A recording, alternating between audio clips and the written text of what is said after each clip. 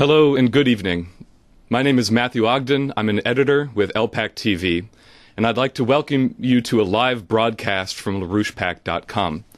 Tonight we are joined by Mr. Lyndon LaRouche, who will be delivering an international address of the utmost urgency, in which he will be addressing a reality which most people, including leading people inside the United States, are as of now trying forcefully to deny. Now, we have several questions which have already come in from high-level institutions inside Russia and also here in the United States. And after Mr. LaRouche's remarks, which you are about to hear, we will have a brief opportunity to address the content of some of these questions. So, in the interest of getting right to it, I'm proud to give you Mr. Lyndon LaRouche. Well, I have some bad news for you tonight. Remember Gabriel Heater, who used to be on television and radio and so forth, radio for many years, and he would always say, "It's this or that tonight." And this is a night for that kind of utterance. We are presently in the most dangerous period of probably all human history. Because for the first time in human history, we have faced, at least known to us, we faced the threat of an actual extinction of our species. The problem before us takes the form of, here we are in the greatest crisis, the greatest financial crisis in really modern history, hitting us now. We have a president who intends to be reelected, who is an absolute disaster and a threat to practically the extinction of the human species if his policies are carried out. We have government agencies, particularly in the Congress, which are utterly incompetent. That is, in the sense that they have no witting sense whatsoever of the greatest crisis in modern history, which is about to strike us, and which has been about to strike us for some time. It's not only an economic crisis, it's also a threat of thermonuclear warfare, as thermonuclear warfare has never existed as a form of war up until this time. Just to get on what the war is about. The immediate threat, which has been there since before the death of Muammar Gaddafi, was the intention at that time in killing Gaddafi, was to set forth the basis for a pathway leading toward thermonuclear war. A thermonuclear war conducted by the United States, Britain, and other powers against China and Russia and other locations.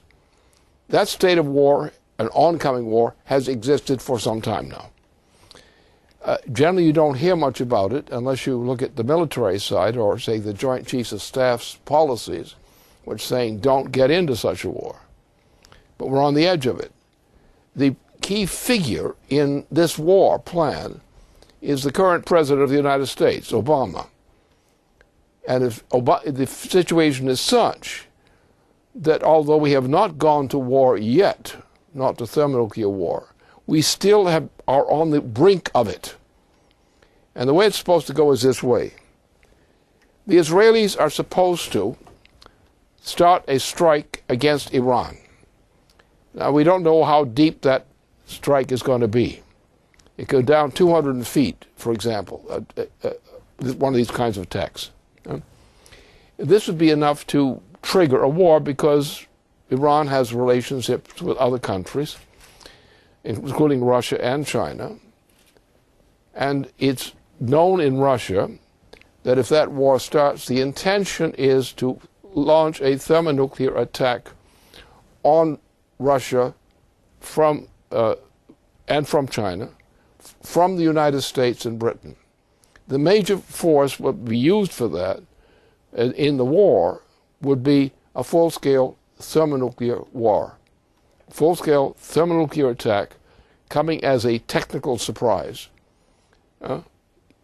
leading into a general preemptive thermonuclear attack on the United States in return for a thermonuclear attack on the United States and Russia and China from Britain and from the President of the United States.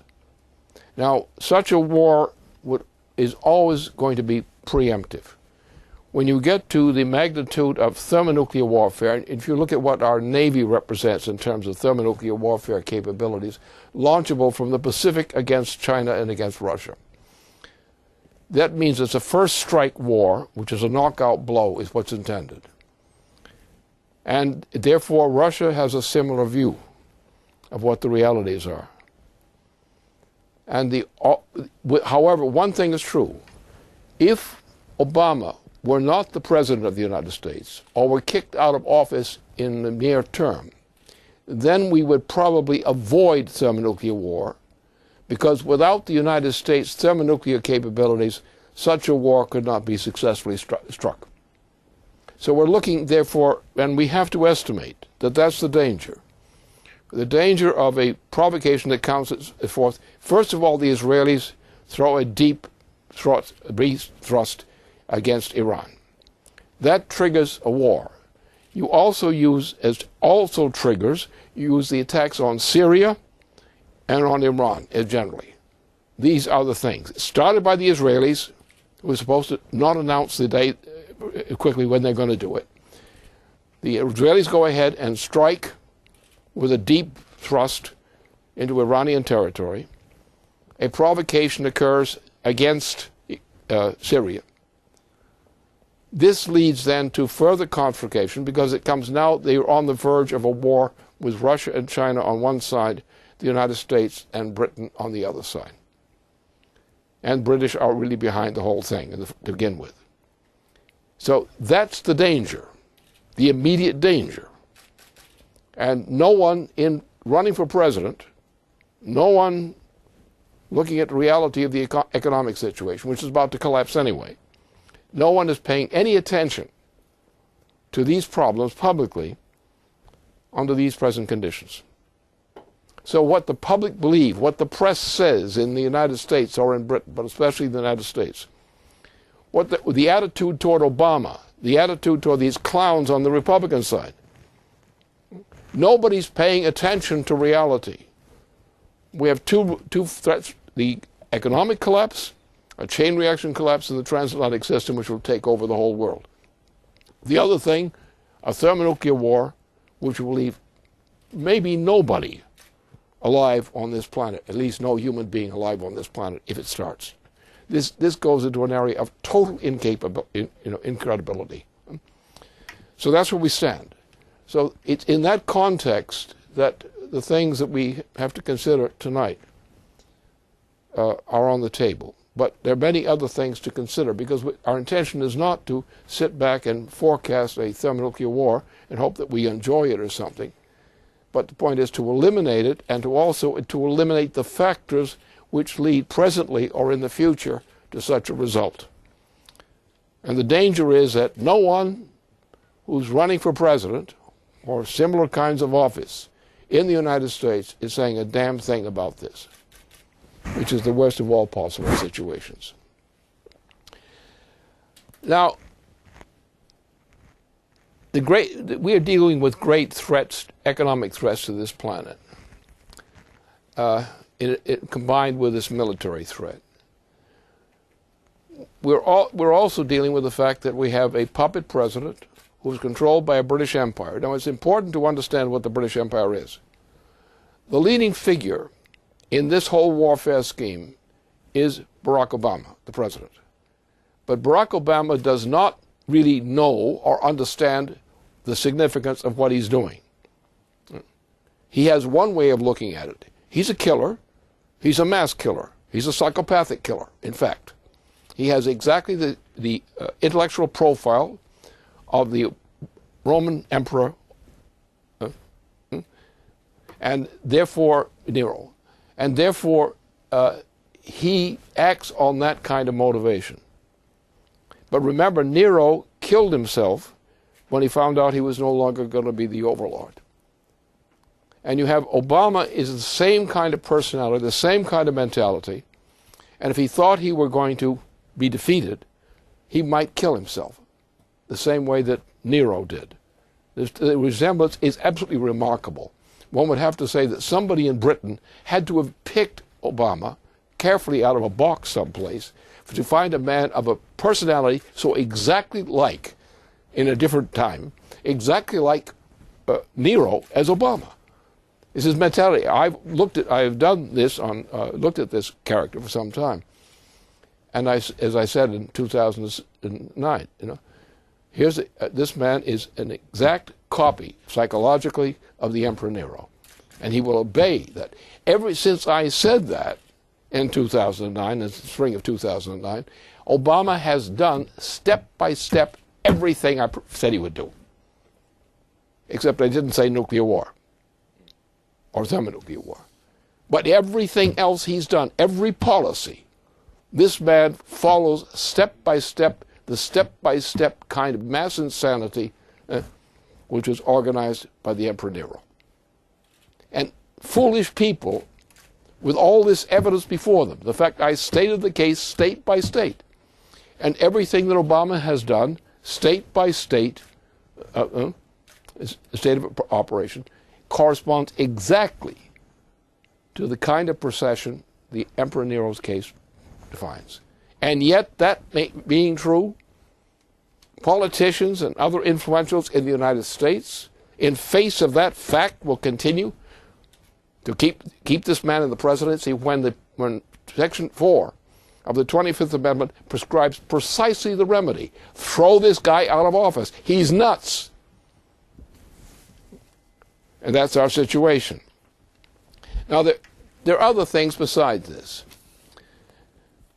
We could stop this war by eliminating the factor of Obama's presidency. If Obama were safely tucked away in the booby hatch where he belongs, the war would not go on, because leading people in the United States understand that this is bad, that something should be done about it, but they lack the courage to do anything about it. That's the problem.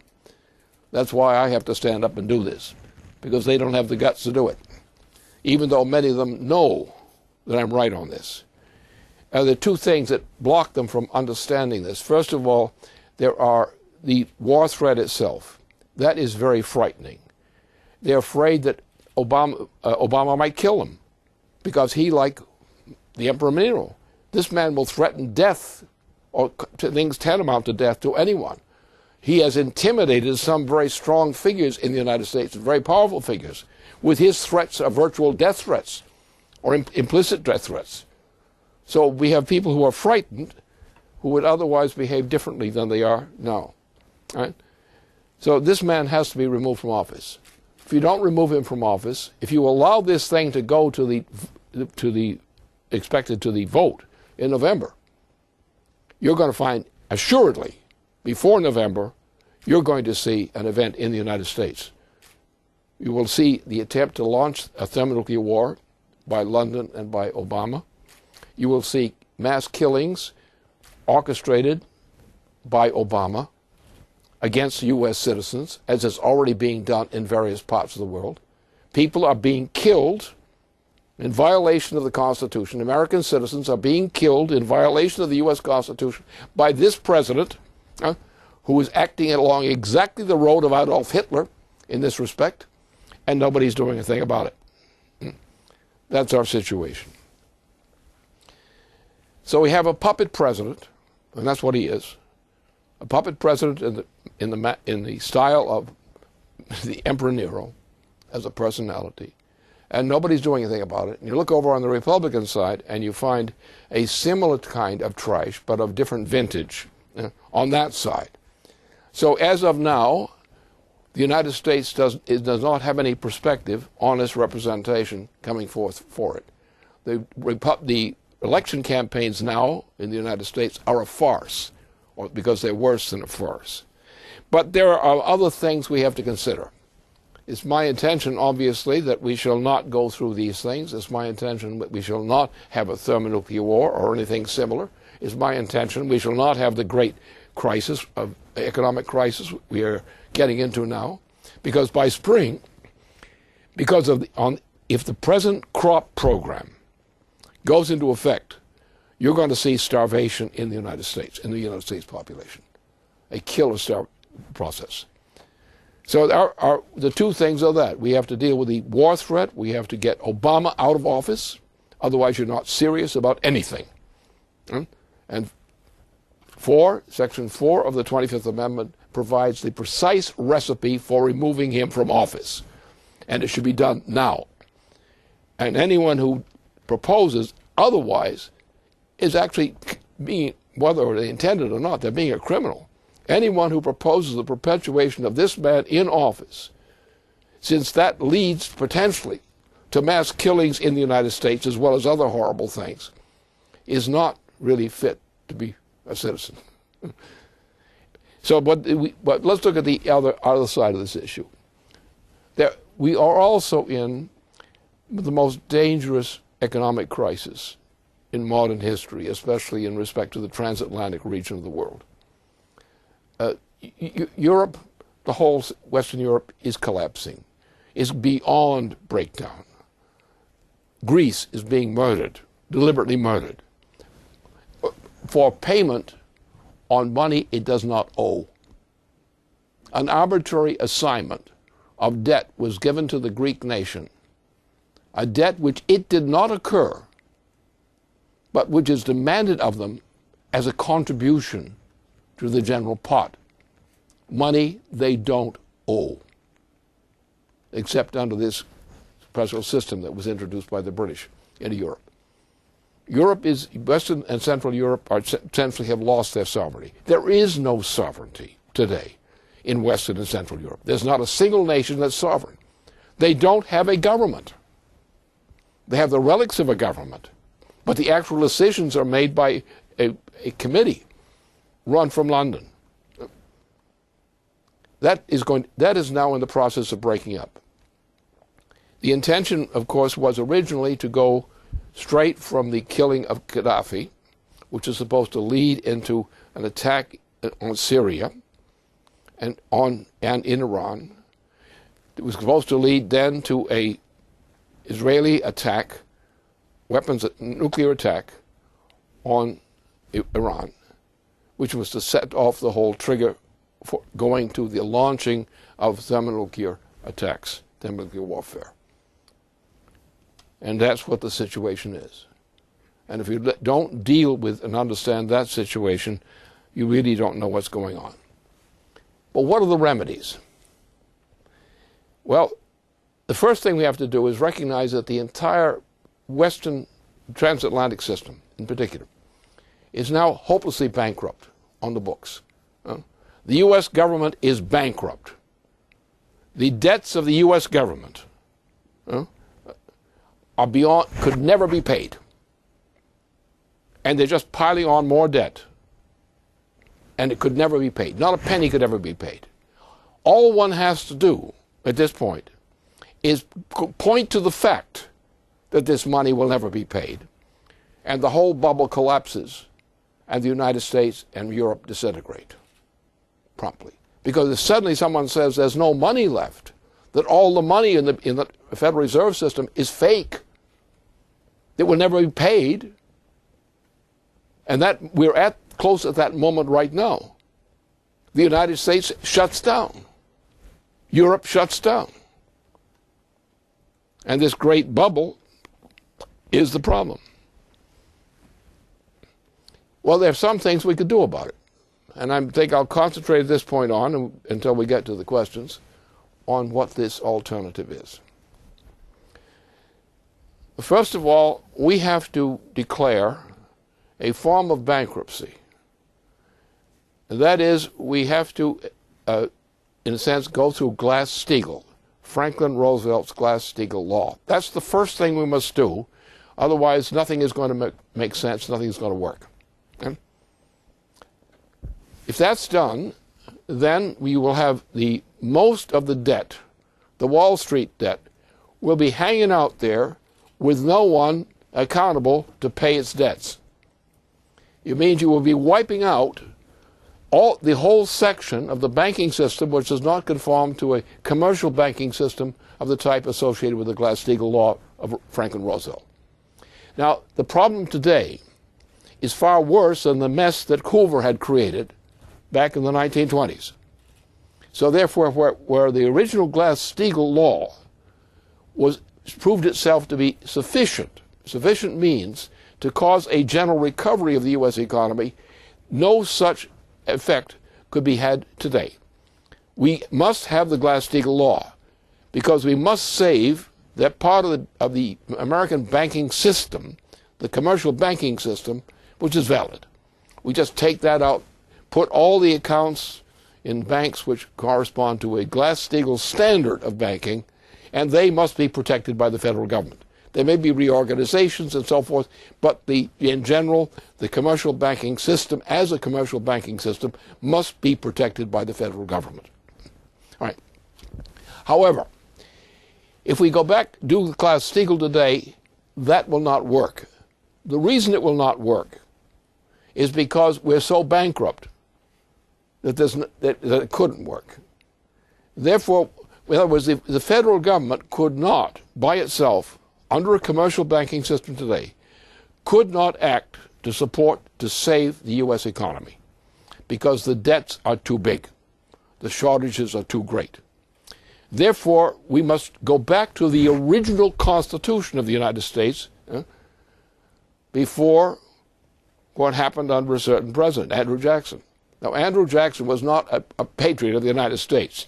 He was actually a sub-agent of a British agent.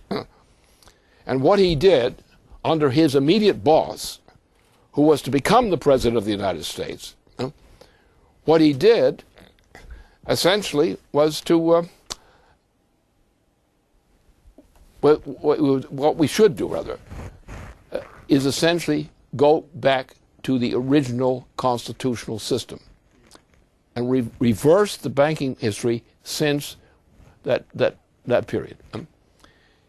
That means that we will have then, under a federal credit system, we will have sufficient credit available with projects like the WAPA and other major projects of that type, which will give us sufficient growth in productive employment to save the United States. Under a commercial banking system and the conventional U.S. practice under a commercial banking system, you could not raise the credit sufficient to organize a recovery of the U.S. economy.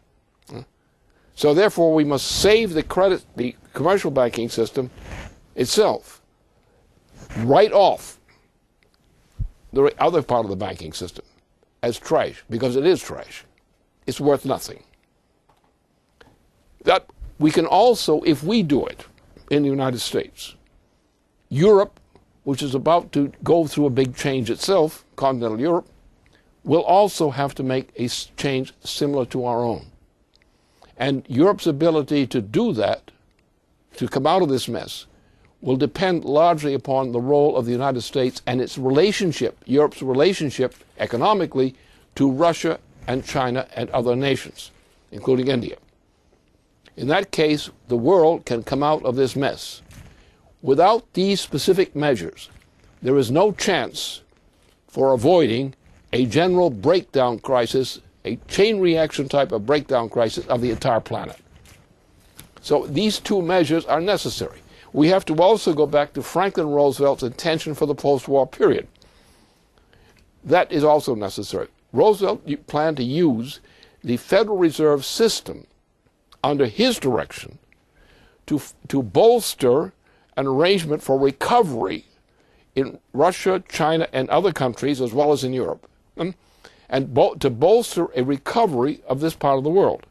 What he was going to do is essentially create a fixed exchange rate credit system, international credit system. That would have worked, but Roosevelt was dying. And when he died, Truman, who was nothing but a British agent, took over, a Wall Street agent in particular, took over, and went along with Churchill's program, as long as Churchill was in there, and suppressed the Roosevelt program. And what all Truman did was to facilitate a British reign of terror, political terror, inside the United States. And divided the whole nation on the basis of the so-called anti-communist racket. And we only got out of that mess, which would have gone to outright fascism, if we didn't get a new president, Eisenhower. Eisenhower saved the United States. He got us out of the war in Korea. And his getting us out of the war in Korea assured his presidency. And his presidency ensured a certain stability in progress inside the United States. But he was not able, in his two presidencies, to utterly remove that problem. The removal of the problem was entrusted to another president who was assassinated, and whose assassination was praised and covered up by the leading right-wing forces inside the United States, including the certain governor of California, the Warren Commission. So the Warren Commission did that. What were the issues then with the case of Kennedy? Kennedy had done two things that the enemy couldn't stand. One, he was going for an economic recovery program, a serious one, rebuilding the U.S. economy. The space program was part of it. The intent to launch NAWAPA was entirely his proposal. It was going to be implemented. But the key issue was the question of the Indochina War. Because the purpose was to destroy the United States by a well-known method, which was used by the British already in the 7 Years' War, which is the way the British Empire was established. The 7-Year War, which got all the nations but two of Europe into a war with each other, a protracted war for 7 years, wrecked the economies of Europe, and out of it the British came out with the territories of India, the territories in Canada, all these kinds of things, and came out as an empire, an actual empire. The wars against China were an empire war. The drug wars were an empire war. And it was all done by the British Empire, which represented the same policies as we attribute to Wall Street. So the Wall Street faction and the British faction are one and the same thing. Wall Street banking and British banking are part of the same thing. You have this Lord Rothschild arrangement now, which is the form in which it's expressed, which has taken us into the current depression we're in now. So these issues is what we face. We can eliminate these issues by going back, as I said, going back to the original intention of Roosevelt, what had been the intention and direction of Kennedy, and those methods applied to those kinds of projects which Roosevelt intended, which Kennedy intended, would be sufficient to launch a general recovery of the U.S. economy and other economies in the world as well. So this is the main thing we're looking for, these kinds of remedies. And they're very clear. They're also part of our U.S. Constitution. What is done, what was done by Andy Jackson, was a violation of the Constitution. It was virtually treasonous. And Andy Jackson was a friend of a traitor to the United States, Aaron Burr. And Aaron Burr was dead, so they got a new banker in New York to replace Aaron Burr, and Jackson was there. And the Jackson presidency established the systematic destruction of the United States. And the only thing that saved us at great cost was the Civil War, Lincoln's leadership in the Civil War. Then the killing of McKinley started us back down the same road of destruction. And that's what we're faced with today. Now, the remedies are this, therefore. Remedy for the United States. We must have a fixed exchange rate system among nations. We must build this on the basis of reestablishing Glass-Steagall first, the exact formulation of Franklin Roosevelt, Glass-Steagall. Any change in that would be wrong, because all the elements of that are essential elements, and they all are required. However, as I said, Glass-Steagall is not sufficient now. We're too bankrupt. Therefore, we have to go to a next step. Go back to the original constitutional system of the United States, which was based on national banking. The case of the first and second National Bank of the United States, a process launched as part of the Constitution. Go back to that. That means we are no longer dependent upon other people's money. Now, the monetary system is other people's money. It's a private, essentially private banking system, which has been the basis for all empires. Before the Roman Empire, before the Peloponnesian War, even the legendary case of the more ancient wars. These were all based on the idea of monetary system. The monetary system was the idea that somebody owns the world. So they utter what they call their official currency and prescribe all other kinds of currencies as being forfeit, suppressed and forecast. So by a monopoly on the idea of money, through the aid of military force and control of trade, we've lived through systems which are called monetary systems, in which a body outside the population controls the currency of the population. And then some of these guys who do this decide that they're going to be the kingpin on the lot, on the neighborhood, the boss on the neighborhood. And therefore, they tend to congregate to try to create a worldwide empire. Now, the first successful effort in that direction was the Roman Empire. And the Roman Empire was essentially this kind of swindle. When the Roman Empire degenerated, as it had to, physically, it collapsed out of its own making. It's like the dinosaurs. They collapsed because they were defective in their own capacity. But then people started up a new empire. This time they started on Byzantium. And the Byzantines did the same kind of thing that the Romans had done. They went bankrupt, belly up. So they came up with a new system, the Venetian system, the first Venetian system, which replaced there. And then that again blew out in the 14th century, in the famous Great Depression, the mass death of the Great Depression. Same thing. It took some time for them to get going with the other one, but the Venetian party still existed. And the Venetian party was able to prevent the reforms, which were done in Italy at that point. These reforms were done, and they essentially resisted the collapse. So what they did is they organized another rage of war, starting with 1492. From 1492 to 1763, the world was tormented with a slight break in between, but by various kinds of international revolutionary kinds of warfare. The bloodshed was tremendous. But out of this came what became known as the Second Venetian Empire.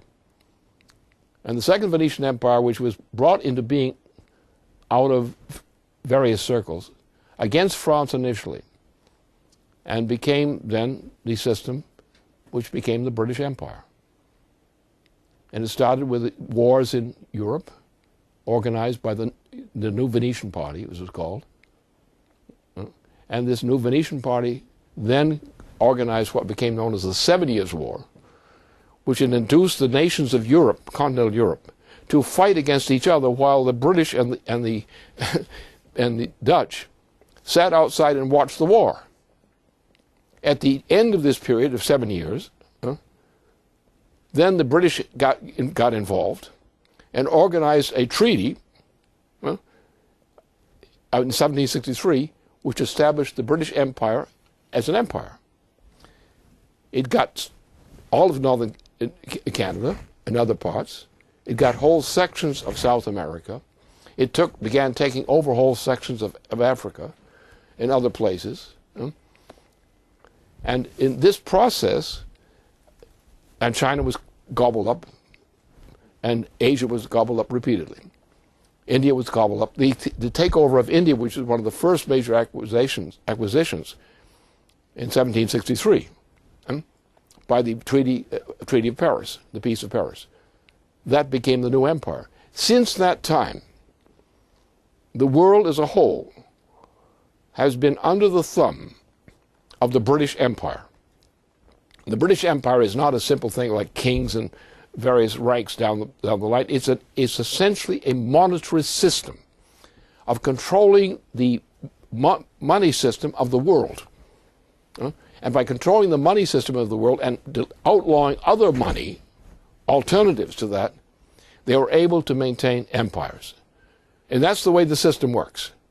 It works exactly the way that the British Empire works. It has worked all these years, all these decades, all these centuries. The same way. And that's where we are today. So therefore, the time has come to recognize that it's not how you manage your money, but what your money is.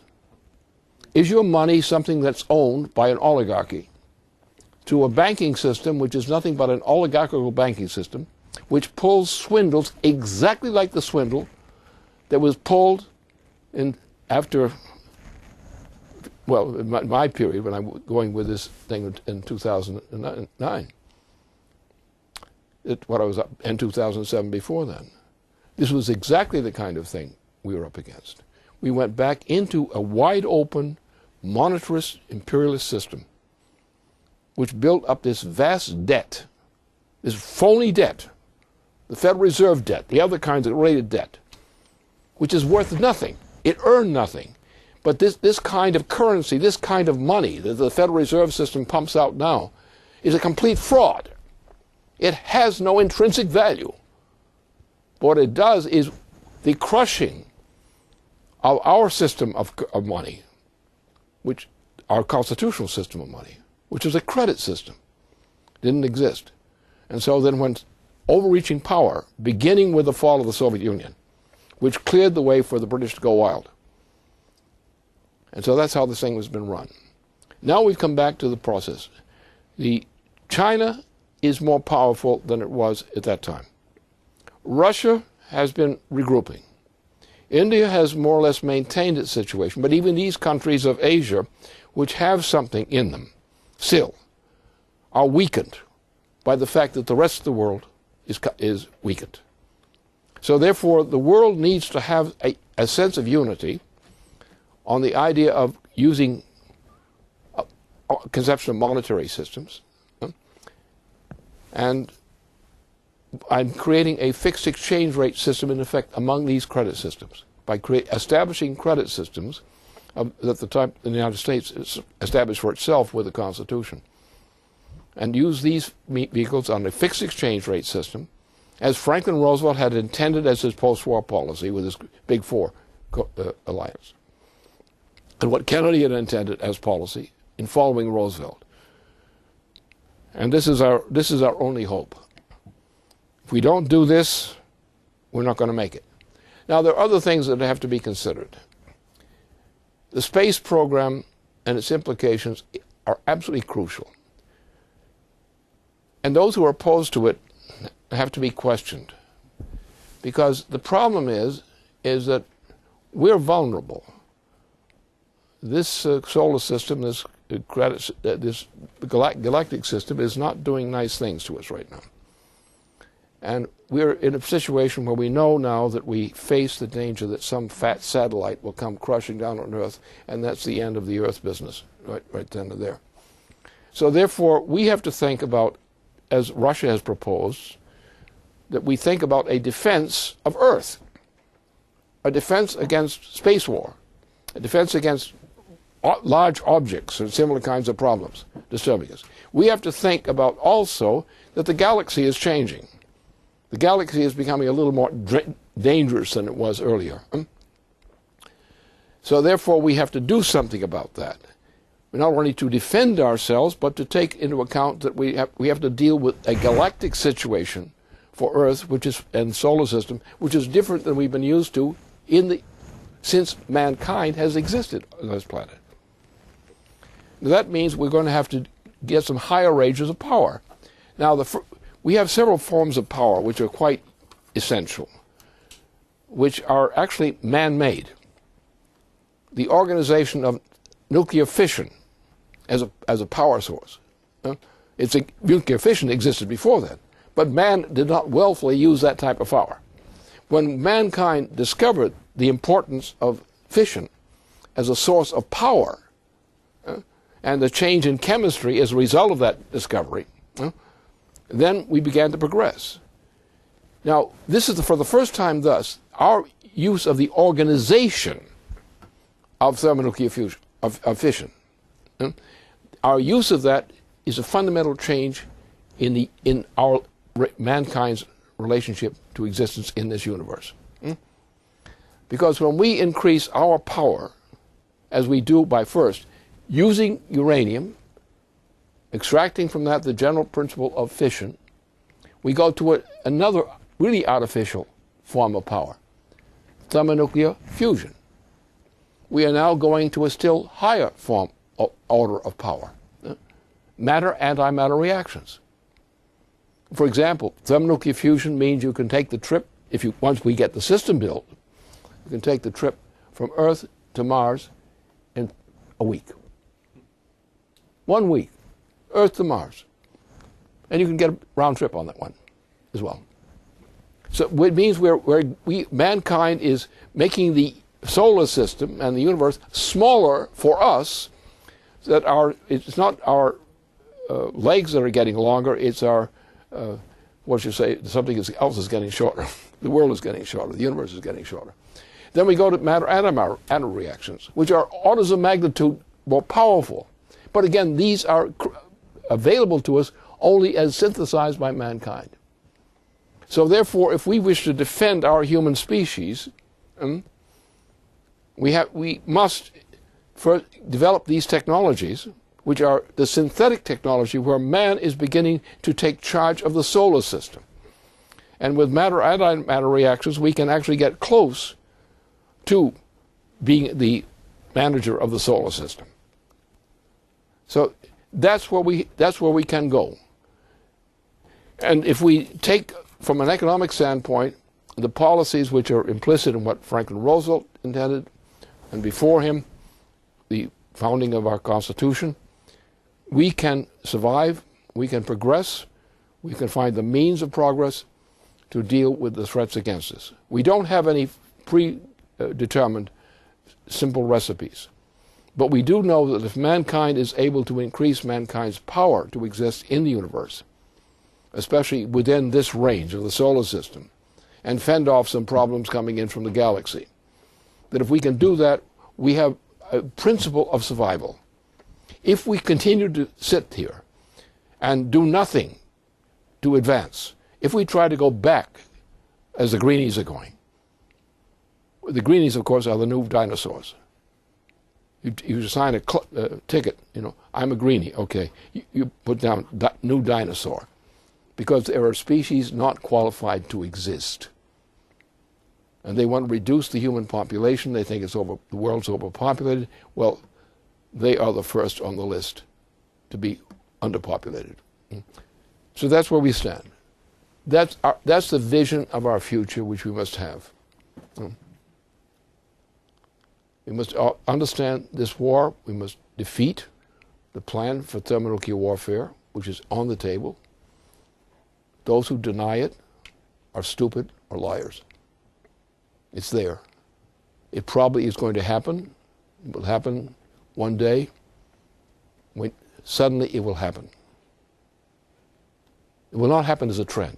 Suddenly it will happen. The trend, the accumulation of the potential for the unleashing of this horror is there, is building up. And you won't get a chance to argue about it unless you do something about it now.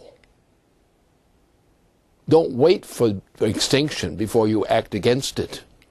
You won't be able to do anything about it.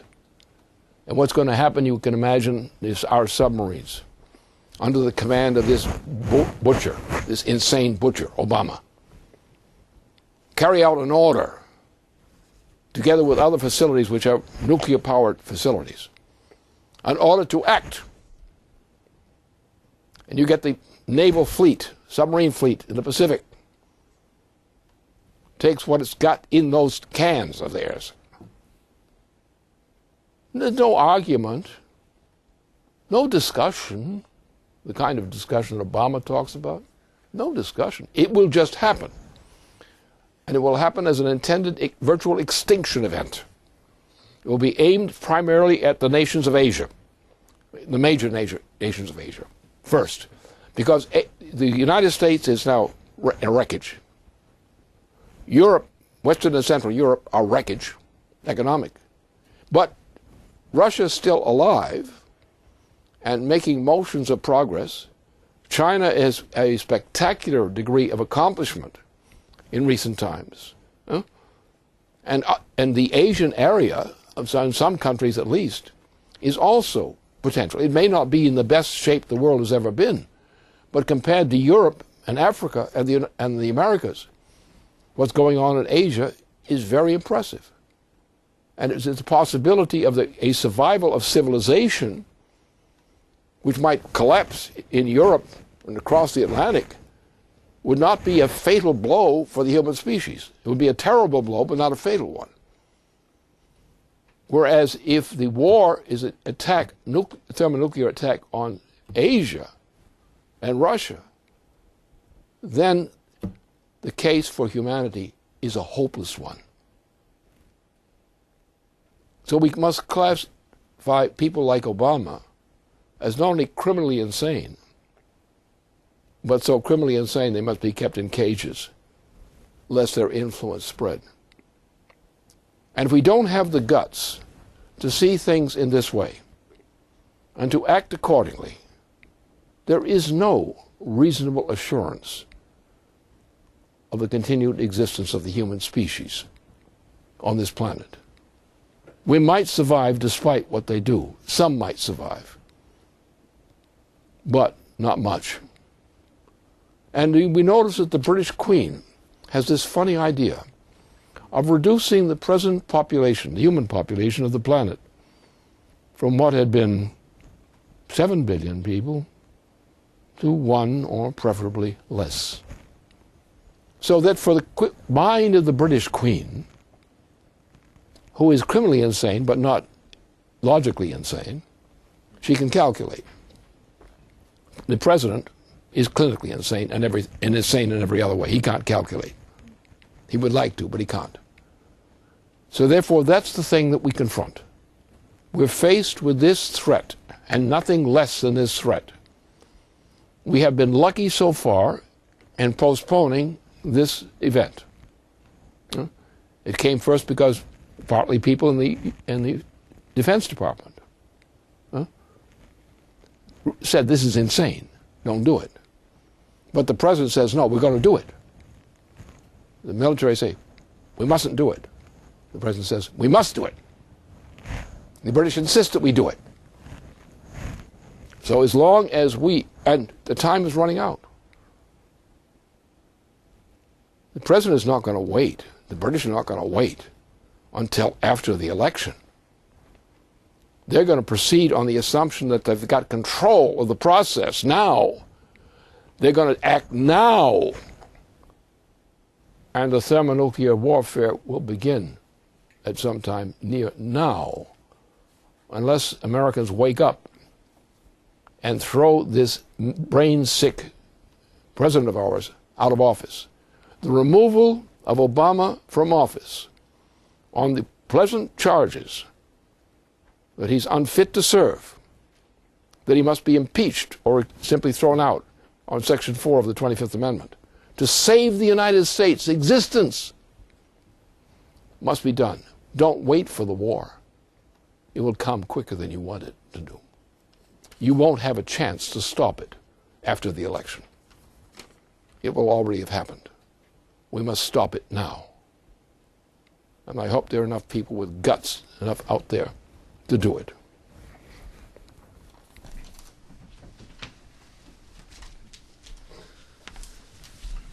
Okay, we have a few questions that have come in again from high-level institutions inside Russia and in the United States. I'd like to start with one from here in the United States. This is a question from a group within the United States intelligence establishment who has been following Mr. LaRouche's work for several decades. This is their question. They say, Mr. LaRouche, you have advocated replacing the current monetary system with a credit system. Given the crisis within Europe, especially within the Eurozone, how would you propose to go about making the change to a credit system under these current conditions? Can the existing political institutions including the current governments within the 17 European Monetary Union member nations, carry out this transformation, they're facing an imminent breakup of the euro system in Greece and in other countries as well. What are they to do, and what is your appraisal of their capacity to make such changes? We've got some loose cannons in the situation which complicate what the solution might be. But it's perfectly feasible. What it takes essentially is guts and insight. And the problem is if weak-minded and cowardly people are not likely to do any of this. And therefore you must put weak-minded and cowardly people in some kind of a cage until this thing is settled. Because they won't do it. They won't do it. For example, let's take the case. Glass-Steagall will wipe out most of the merchant banking system of the United States. And that's what the merchant banking system of the United States says. You will wipe us out. And the president says, well, we can't wipe you out. Wall Street says, we can't wipe you out. You wipe us out. So therefore, you have very little courage. And this is simply putting through Glass-Steagall is a shock which would bring down Obama immediately by its effects, because you would have broken the power which could maintain this system. All right, now the objection really comes. First of all, they don't understand what the questioner does not fully understand the implications of the change to a credit system. That's the real problem. So therefore. Therefore, we have to look at some other things. First, we have to go to Glass-Steagall. That must be forced through, because otherwise we're going to a break point in which there'll be a general chain reaction collapse, a total collapse of the monetary systems, the banking systems of Europe and of the United States, for example. They'll collapse, and there will be no recovery. Right? So therefore, when you talk about merchant banking, you're talking about a dead man walking. So don't try to bring a dead man walking back to life. He's gone. The corpse is still moving on some mechanical device or a watch in his pocket or something. So, but the question says, but what about all those poor bankers and all those people who depended upon these commercial banking, these private banking systems? What are you going to do for them? You're going to put them out of work. Yeah, sure. But we're not going to put them entirely out of work. We'll put them back to work. But they will have lost the ill-gotten gains, which are nothing but speculation and hot air. They are not going to sell us with hot air anymore. All right, so they're wiped out. Those banking institutions, not all the banks, because we'll go carefully through all these banks, which are now mixed up between private banking and commercial banking. We'll sort the parts out. So the accounts that are viable, legal, competent, will be protected by the federal government. We will reorganize these elements of banking, reorganize them as a banking system. We will then simply wipe out all the other kind of debt, which does not have assets to cover it. Why? Because they're bankrupt. Why do you close a bank, down a bank? Because it's bankrupt. That's what bankruptcy means. So what do we do? What do we do with these poor people, these poor rich people who suddenly became unrich because money was canceled? What do you do with these poor guys? Well, what you do is you give them a reemployment program. See, we have too many bankers. We have too many financial income people. Too many of them. We can't afford them. So therefore, they're going to have to be humbled a little bit. We'll get jobs. They won't be starved to death. We'll take care of them. We'll give them opportunities for new kinds of employment. It may not be what they've been doing before, but it will be, as citizens of the United States, they will be protected and given protection of the type they deserve. They will live on a poor, reduced income. So what? Many of us have existed on a reduced income. Say a turn in the barrel. So that's the way you have to look at it. Now, the real problem here is they don't understand a credit system. That's why the question comes up. The first thing is the instinct is the shocking effect of wiping out all this merchant banking. But it wiped itself out. The Federal Reserve System is no good anymore. It's bankrupt. It can't be salvaged. It's bankrupt. There's nothing there. Nothing there to cover the debt. So therefore, the United States has to be saved. All right? We shut down, transform the monetary system to a credit system. First of all, because any monetary system, even under the best construction now, could not possibly provide a sufficient rate of income, genuine income, to sustain the United States and its population. Therefore, a monetary system which continues with what was conceived as a monetary system no longer works. We're back to the president who got dumped.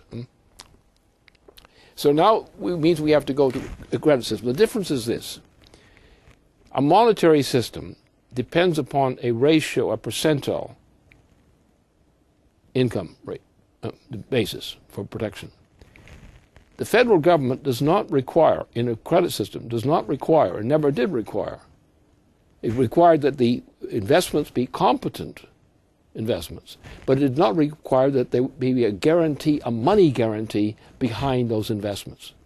In other words, if you've got a country, a nation, and you have people with skills and so forth, or potentials, and they don't have any money, could you organize an economy? Yes. It was done in the Massachusetts Bay Colony before the new Venetian Party made a mess of that place. So therefore, you don't need money as security against money. What you need is the security of the possible performance of your employed population. That's what you need. So therefore, our concern, for example, we have large projects. We have over years, there are certain goods you cannot get in the United States as U.S. made. We're loaded with goods that are not made in the United States. You wear clothing that's not made in the United States. You drive cars that are not made in the United States. All these things. So where's your credit system? Not there. There's no credit system there. You're acting like what you've got is a bunch of parasites who are gambling on money, which is worthless, actually worthless. It's just ready to go. It's like the game of Monopoly, the card game, the board game of Monopoly. You cast the dice, and you get a lot of money or don't. But at the end of the game, you're bankrupt. All of you are bankrupt because none of you got any money out of that thing, unless you gambled on the side. So therefore, the issue here is we don't need a monetarist system of money. We need a well-regulated credit system, which is what the U.S. Constitution provided. For example, take the case of the United States had won the war in the peace of 1783. By that time, they'd won the war, but the United States was bankrupt. So we had to honor these debts. Right?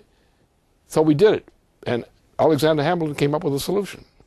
The solution was national banking. So therefore, all we have to do is go back to national banking. Now we're going to cancel all these assets, which are not real assets, of all these bankers. But that's not a loss. The point is they're going to have to readjust. We have too many of them employed. So their survival depends on their finding a new career, a different career than in merchant banking. We can't afford them anymore. They are useless. They don't produce any products. How many automobiles are made by this banking system? How many things that are edible are made by this merchant banking system? No, it's all made for overseas. And we pay for it, but we are not given the means to produce the income necessary to pay for this stuff anymore. So we have to reverse the effects of all these decades of ruin, which means we simply were going to use a credit system if the project is viable, and if the end game in the project is viable, and we need it. Let's take NWAPA. NWAPA means at least 4 million jobs. So we do it. We have other projects of the same nature. do it. With a large project of that type, you can take the limited number of people who are still actually skilled. It's a tiny minority of what used to be skilled labor in the United States is still skilled labor. Most of it's near retirement or in retirement. But this cadre force is key for defining a program of recovery. We have also now, with cooperation with Russia, which has a similar situation. They have certain capabilities, but not much cash. China, same thing. Japan wants to get in on it. Korea wants to be in on it. India will be in on it. So we will be producing more product and gradually increasing the number of productively employed people in the labor force. And that will give us a means to pay in advance even, to pay to keep people alive, and to get them re-educated, to give them the opportunities they need for life, and things that are being taken away from them now. So under a credit system, we will have a sufficient supply of credit available to us based on the potential of our own people to work and the skills we have and what we can share with other people in the same direction. And that's the real solution to this. It's an elementary solution, which the United States went through after coming as victorious out of the Revolutionary War. We found ourselves bankrupt. We found that a commercial bank, or the regular banking system, would not do it. We had to go to a credit system. We went to a credit system, and we survived. We survived quite nicely, despite the difficulties we ran into. We'll do the same thing again. So we don't need the idea of a traditional kind of banking system, because what has become known as a traditional banking system, it has no resemblance really to a commercial banking system. A commercial banking system is an auxiliary feature of a credit system. In other words, you put out the credit which is going to employ the nation in production. But then you have a process, firms are organized, entities are organized, state entities, private entities are organized. Therefore, you have to have a system of banking, of commercial banking, under the umbrella of a system of national credit banking. Now you've got the mechanisms, and it will work just fine. It always worked. The point is the British were out to destroy us. That's what the point was of, a president who really sent us down the river. Andrew Jackson. Andrew Jackson was essentially a traitor to the United States because he was a treasonous in the most crucial aspect of destroying the credit system in the elimination of our law.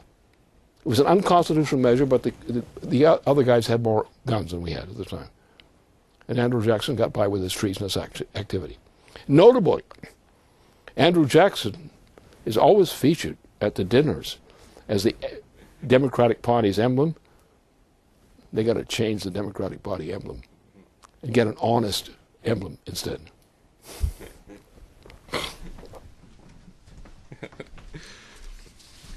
Okay, we have a second question from here in the United States. This is from an economist in Texas. And his question regards some of the recent material that has been featured on the website, in the weekly reports and otherwise. He says, Mr. LaRouche, though I am not what you would identify as a follower of the theories of Joseph Schumpeter, and am certainly not a supporter of the Austrian school, I can't help but notice the main idea presented in the last two sessions with you and the team of survival of the more adaptable or creative species is very similar to Schumpeter's idea of creative destruction. He argues that an economic system or model cannot adapt to technological change, what you are calling an upshift, is doomed to fail, while those industries or companies that can adapt will become more productive and survive.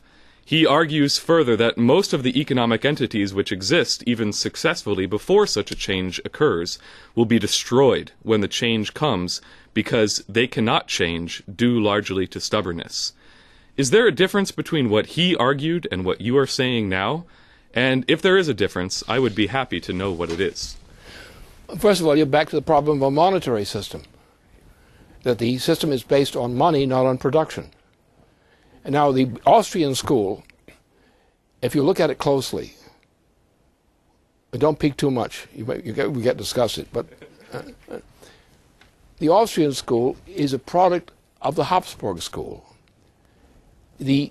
For most of recent history, the center of power, despite the British Empire, the center of power around the world on money is based on the Habsburg system. The entirety of this southern part of Europe and its spread is both based on that. So therefore what they're talking about, what are the parameters of which the game is played? And what are the rules of the game?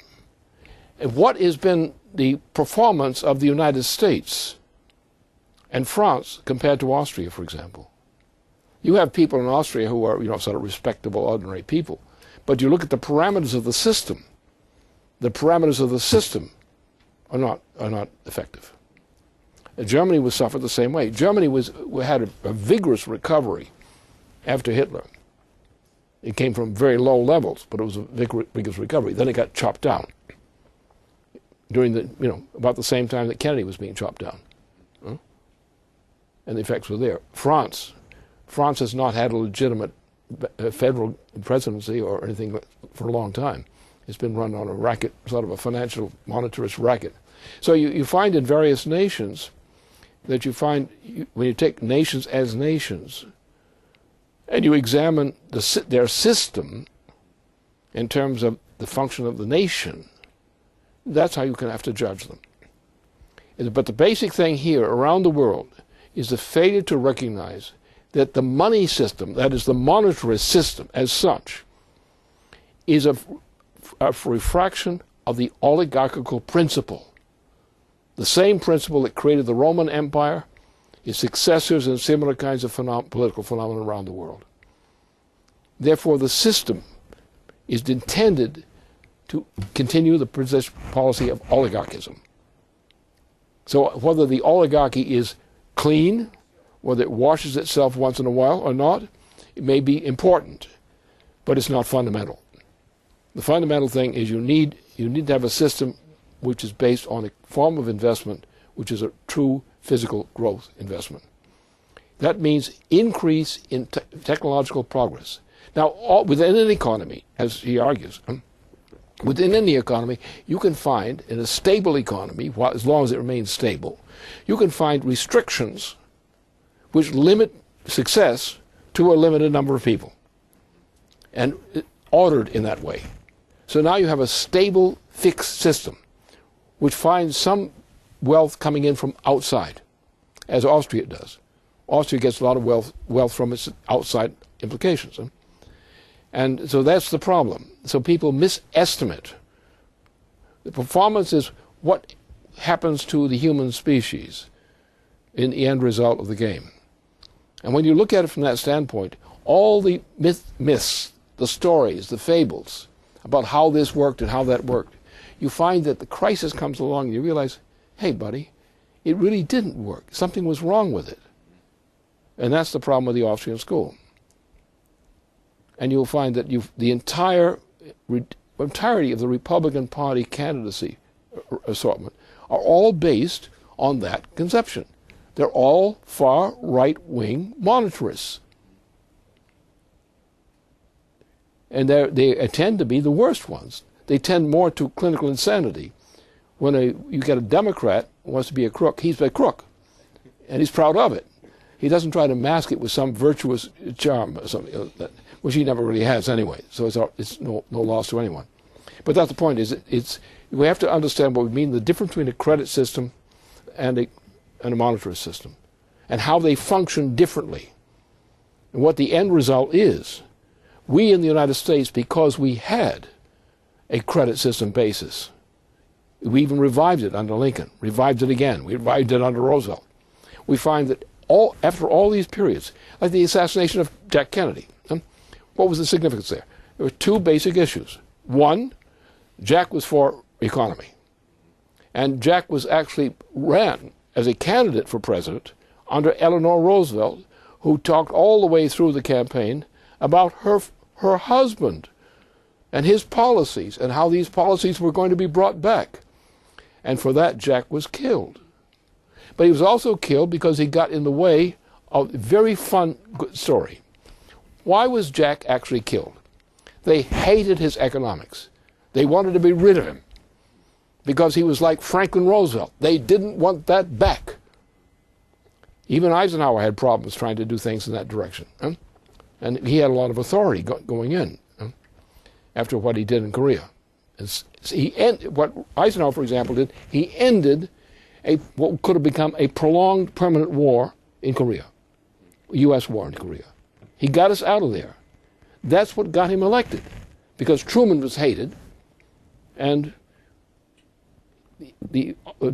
was hated and hateable. And Eisenhower was a war hero, and he acted with his authority as a hero in war. He used that thing to walk into North Korea, and say, no, we're going to bring this thing to an end. And he campaigned on that. And he won the presidency and re-elected on the same thing. So that was the story. But what Jack did, based on what were the good things that were done by Eisenhower, and were done also in France by de Gaulle, and also by the German chancellor at the time. So their efforts started a movement which, again, the British and company wanted to stop and crush. So they did. And the tail end of this thing was Kennedy. Kennedy was the last gasp of the recovery of the United States, which was associated with these people, Kennedy himself.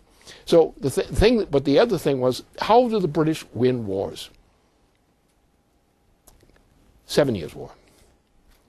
The British model of warfare and strategy is the 7 Years' War, in which the British stayed out of the war, but they organized it. The British funded the war. They put money in to invest people in conducting war against each other.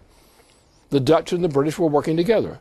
This was, again, is the old New Venetian party system. That's what it is. So they understood, always, that the method of winning war to maintain an empire is getting the other people to fight each other and bleed each other to death first, and then come in and mop up. And that was a 7-year war understood by von Moltke when he knew what the policy of the British was. 7 Years' War. And then Bismarck recognized that, and he said, echoing von Moltke later, 7 Years' War. The New World War is going to be a 7 Years' War, like all the world wars before that under the British, because the British always functioned on this basis. Why did they get us into Vietnam? There was no reason to go into Vietnam. And MacArthur emphasized, and Eisenhower backed him up, with Kennedy. No long wars in Asia. That was the policy. And the opponents of our president, then, recognized this. And they said, we're going to get rid of the Roosevelt legacy. We're going to get rid of it by getting the United States sucked into a long war, which turned out to be a 10-year war, not a 7-year war. And the difference is between what we had in the United States in people and so forth in 1943, what we had immediately afterward, after the end of the process, about 1971, and a little beyond that, we had a 7 Years' War. And the United States never returned from that 7 Years' War. That is, the United States as we had had it under Kennedy never returned to the present day. And no one has shown up in the presidency who could survive and maintain that policy since then. The time has come where only the sheer understanding of the sheer horror of what awaits us may arouse some people in this United States to abandon their customary cowardice and come out and take a strong position for what the United States was made to represent. What I see out there is a sea of cowardly faces, especially most of our leading politicians, who are wearing their favorite coward face on every question going on. And it's the cowardice of our leaders who are not standing beside me here today,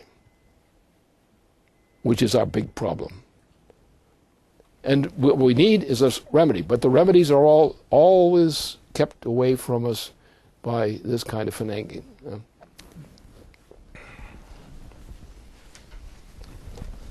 Okay, I'm going to switch over to Russia now. This is a very important question from somebody at the MGIMO, which is the Russian Foreign Ministry University. And just as a side note, these people were recently involved in a conference which featured a video produced by the team at LPAC on the credit system. Now, this gentleman asks, our Prime Minister Vladimir Putin, at the recent Russia 2012 forum last week, attacked the global bubble economy. Talking about the world economic crisis, he said this. This is a quote. The best case scenario calls for the rejection of bubble economics and returning to the economy of real entities, values, and assets. An economy that can be measured in human values. An economy that creates jobs instead of derivatives. That was a quote from Putin.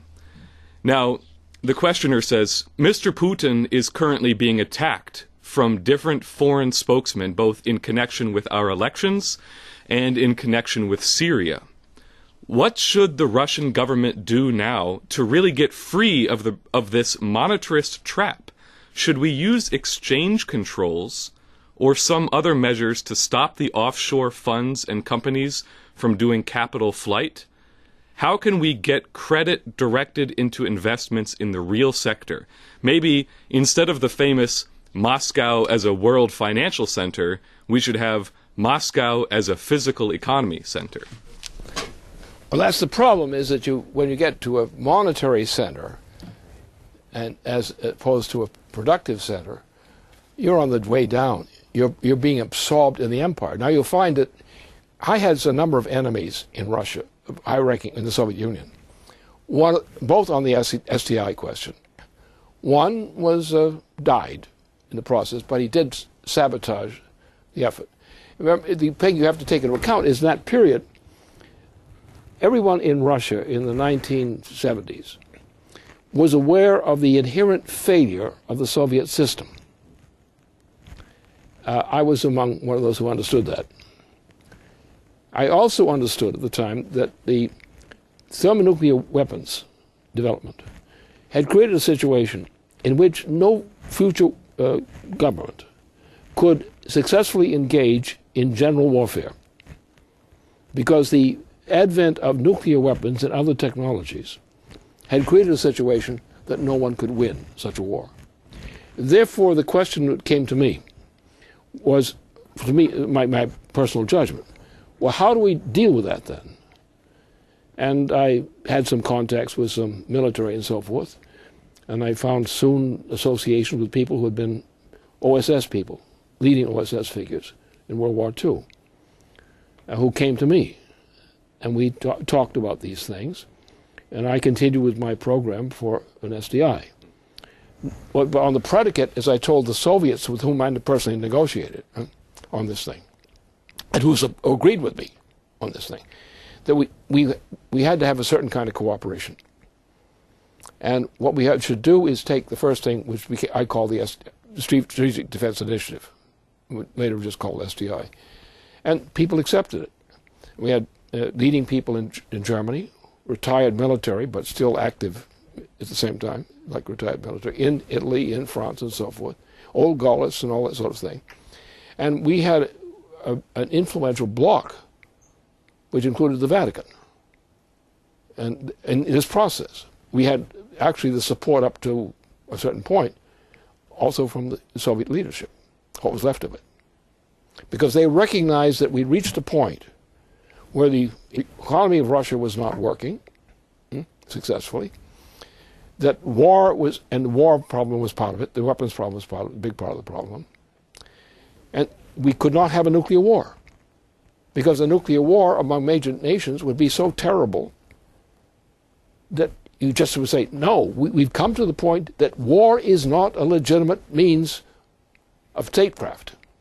Because when you get to nuclear weapons, you're out of that. When you're getting into thermonuclear weapons, you're totally out of it.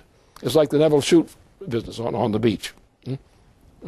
So that on the beach concept. Now what we've gone to is we've gone to a British desperation effort to go to that kind of warfare. The warfare up on the beach, which is not nuclear warfare, it's thermonuclear warfare. Now when you get to that level, you get another complication. When you get to that level of warfare, you have to go all the way with a peremptory killer strike. Now a peremptory killer strike means thermonuclear weapons. And it means you're shooting for the virtual extinction of your opponent as the first step. Now the way they have it now, the thing comes from Obama, President Obama. He's the stooge for the British Empire. And he should be thrown out of office because he's clinically insane. He's broken every law imaginable. And he should be thrown out of office, peremptorily. Impeached, thrown to the garbage pail, because we can't have him. We can't have any of these Republicans. So therefore you've got to clear the way to get rid of Obama in order to get an electable president who's not going to be a complete mess. So we must throw Obama out of office and then pick a Republican leadership. It doesn't have to be only Republican. You probably get a lot of Republicans going along with such arrangement, because they're also patriots too. So that's where the situation is.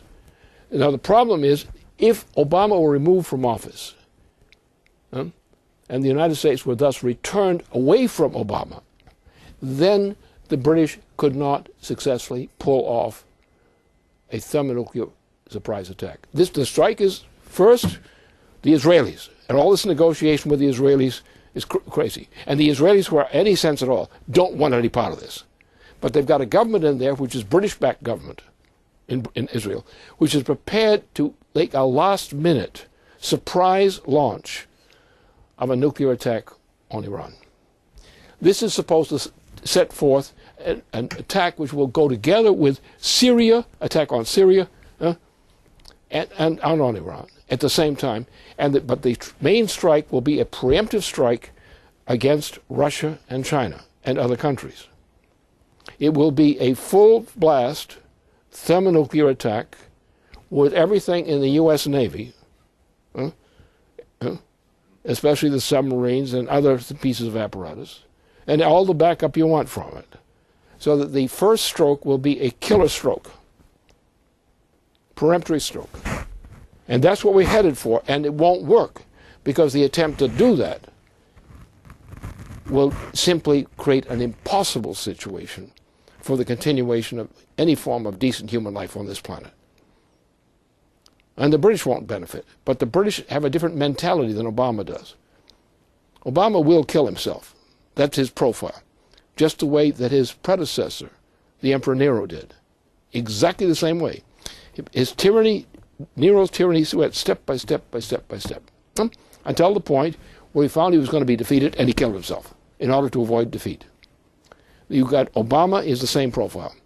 His measures that he's taken, more aggressive, more aggressive, more aggressive, more aggressive, more violent, more fraudulent, more criminal, more treasonous, every step. He's going marching down the road where he doesn't win, he has to kill himself. He may not actually kill himself, but that's his intention, that's his profile right now. So we're in that kind of situation where the British have gotten themselves an American puppet, Obama, who's nothing but a puppet. He's not really human. He throws basketballs against the wall. That's his political thinking. He should throw his head against the wall maybe and get it back in shape some way or the other. But this is what our situation is. And people have to understand this. This is the problem. We've reached the point that we can no longer have general warfare on this planet. You can have police actions which are really maintaining the peace in a sense. But you cannot have full-scale warfare, extinction warfare, which is what this is, because you will lose the human species. But the British monarchy doesn't care. Obama will kill himself. The British monarchy will not give up, because they see themselves as the empire, the tradition of the empire. Going back to the siege of Troy, they see themselves as that empire. And they have embedded in them an instinct, which I understand very well, an instinct which will not let them go. The only way to deal with them is shut them off and take away their American stooges. Without their American stooges today, they don't have anything. You have to get Obama out of office. If you're not out to get Obama out of office on reasonable grounds and peremptorily, you're not a patriot. Well, despite the fact that today is the disgusting 60th anniversary of the coronation of Queen Elizabeth II, and she might refer to herself as Queen Helen of Troy or something, she's in no way, she's not the face that launched 1,000 ships, that's for sure. I have another question, which you addressed. I just want to give you another chance, from a Moscow political writer whose specialty is the United States and China. He says, recently, Henry Kissinger visited Moscow for talks with our Prime Minister Vladimir Putin. My information is that the visit was initiated from the Russian side, showing that our government wants to keep talking not only with the present U.S. administration. My question is, do you see any possible silver lining if Mitt Romney becomes president? Absolutely not. I can assure you of that. I've had occasion to look at his background, his machinery, his apparatus. I wouldn't like to give them a passport to enter the United States, let alone the presidency. So we don't have any, there are many Republicans out there, probably as many as Democrats, who are not insane. Some of them are very good people. But when it comes to getting a party organized, the kind of fascist thing that goes through many Republican circles is such, I don't think we want that a party dominated by them in charge. It's not that the Republicans are bad in themselves, but the whole organization is dominated by a force which is not good. What we have left is the Clinton's past position, in the sense that anything that would work would probably work around Bill Clinton, because he's the most friendly of the people of that type from that standpoint. But he's not doing that right now. He's backed down. So I'm the only one of that Democratic type around who understands the presidency and who would be, but I'm too old. I know the game, I know how to do it, but I'm too old to do it. I can only do what I'm doing now. And sometimes the strain gets a little bit tough on me. I mean, I'm almost 90, you know. I'm in good shape for 90, and will be in good shape for 90 for a long time to come, probably. Unless somebody aborts that, something like that. But no, the point is, we can develop a team around a Democratic presidency, which could be developed. But we can't do it without getting rid of Obama. This nation will not survive unless we get rid of Obama. And the British, with Obama as their tool in place, the British can trigger the thermonuclear war which they want to have happen. And they've got it under control. And our politicians are so cowardly. Our Democrats are so damn cowardly. They don't understand warriors. We're no longer a generation of warriors, and we've been killed by Vietnam and other things from a nation of warriors who could be warriors when needed. They don't have the guts anymore.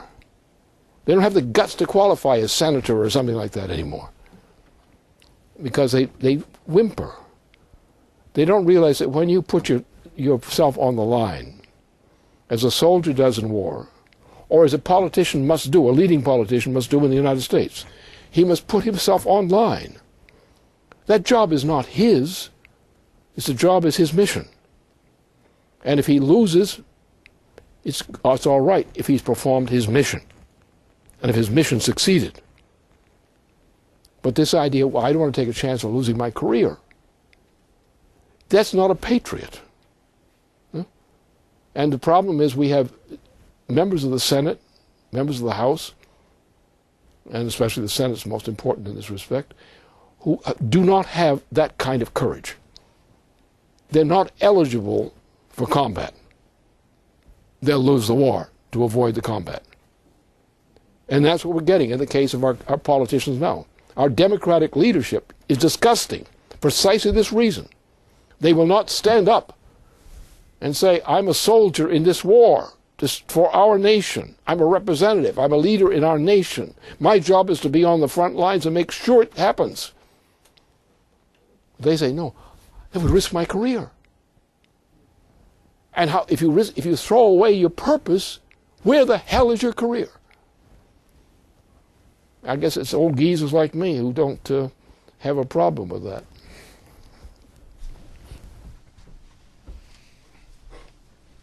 Okay, we have one last question, and you've addressed this substantially during the broadcast today, but I wanted to ask it because it's very relevant in light of the events that have happened over the weekend at the United Nations, for example, with the veto by Russia and China on the resolution against Syria. This is a question, again from Moscow, from a gentleman who identifies himself as a strategic analyst and a writer. He says, what would be the consequences of the fall of the Assad regime? Will it mean a breakup of Syria and a civil war, or a radical Islamist government there? What will be the impact of such events on the rest of the Middle East, on Iran, and on Russia and China? How high is the possibility of broader warfare with the involvement of Turkey and Iran? Well, the war is coming from someplace. It's not coming from Syria. The Syrian government has nothing to do with this war as such.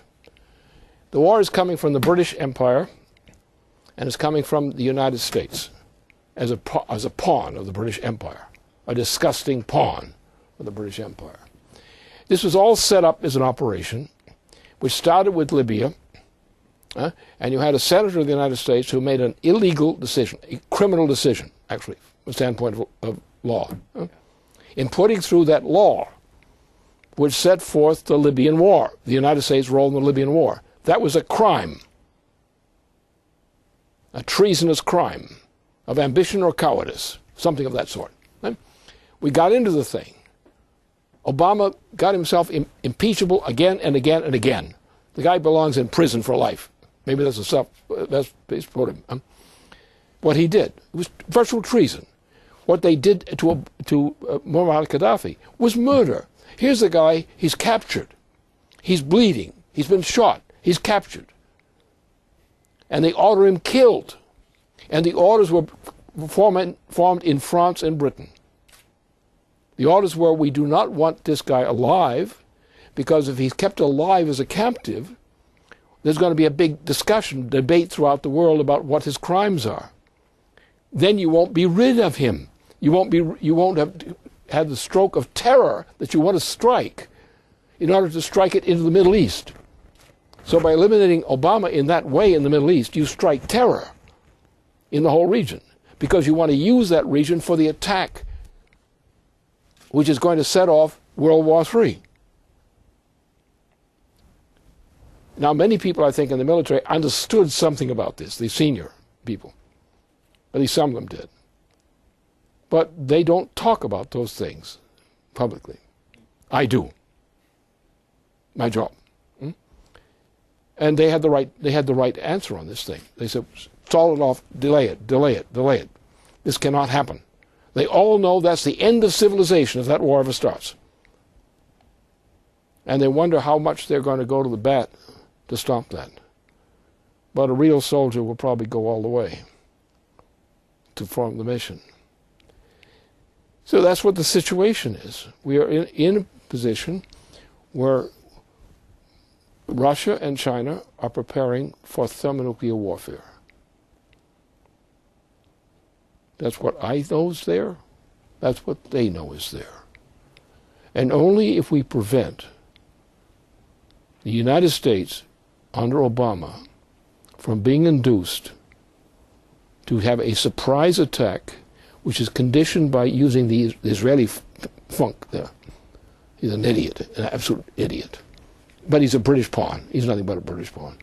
They use him to get Israel to drop a something on Iran, which will start the whole chain reaction. And they wanted the chain reaction in Syria and chain reaction in Iran to go together. Now, the purpose of the war is to start the war. Now that goes inherently to a strategic conflict with Russia and other countries, and China. We now have an alliance of Russia and China, and implicitly support from other countries, which are not going to submit to extinction, because they know the name of the game is to destroy the Asian countries. That's the purpose. So that Russia and China and other countries have no choice. The intention on the British side, with support from the Obama administration, is the extinction of the nations of Russia and China and other countries. They have no other choice. So the question is, why do we have to have the war? We don't have to have the war. We have to get rid of Obama. Put him into some cage someplace where he's safe, because we don't want another assassination to spoil the whole problem. But we're at that point. And what I'm looking at is I'm looking at my fellow citizens, and especially leading members of government, as in the main, a bunch of pussy cowards. They just haven't got the guts to put themselves on the line for the purpose of serving their nation.